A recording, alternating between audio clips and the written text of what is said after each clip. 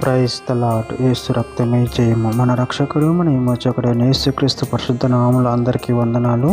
చిన్న ప్రార్థన ద్వారా ఈ రాత్రికాల వాక్యదానం చేసుకుందాము. పరిశుద్ధుడా మహాగణుడైన దేవ యేసయ్య సర్వాధికారి నాయన, మీకే వేలాది వందనములు కృతజ్ఞతాస్తుతి స్తోత్రం చెల్లించుకుంటున్నాను దేవ ఈ రాత్రికాల సమయంలో ప్రభువా వాక్య భాగం ధ్యానిస్తుండగా వాక్య భాగం మాకు అర్థమైనట్లు సహాయం చేసి మీ కృపలో బలపరిచి మీకు మాదిరిగా మమ్మల్ని నడిపించమని చిన్న ప్రార్థన ప్రభువా యేసుక్రీస్తు పరిశుద్ధ నామములో అడిగి వేడుకుంటున్నాను తండ్రి. ఆమేన్ ఆమేన్.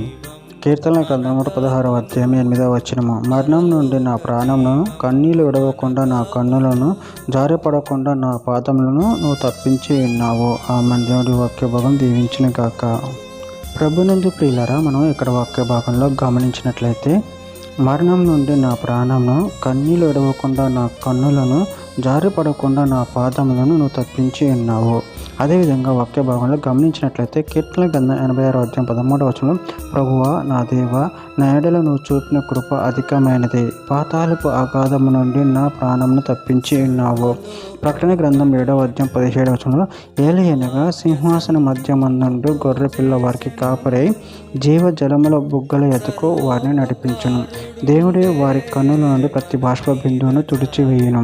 కీర్తనల గ్రంథం 94వ అధ్యాయం 18వ వచనం, నా కాలు జారినని అనుకొనగా యెహోవా నీ కృప నన్ను బలపరచుచున్నది.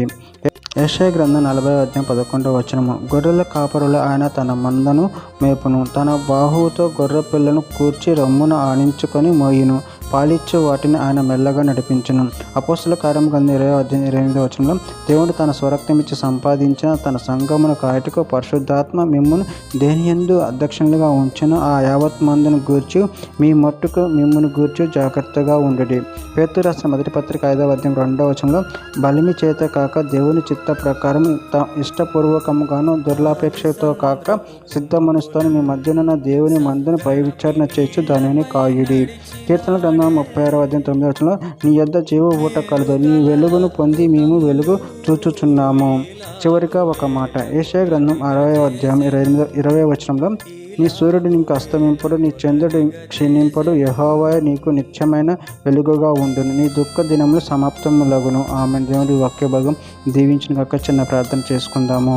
పరిశుద్ధుడా ప్రేమగల దేవేశయ్య, మీరు ఇచ్చిన వాక్యదానాన్ని బట్టి ప్రభు కృతజ్ఞతలు చెల్లించుకుంటున్న దేవ ప్రతి విధమైన సంకటమైన ప్రభు మనల్ని తొలగించి ప్రభు రక్షణగా ఉండి ప్రభు మీరే మాకు కాపరి ఉన్న దాన్ని బట్టి ప్రభు కృతజ్ఞతలు చెల్లించుకుంటూ చిన్న ప్రార్థన యేసుక్రీస్తు పరిశుద్ధ నామములో సమర్పించుకుంటున్నాను తండ్రి. ఆమేన్.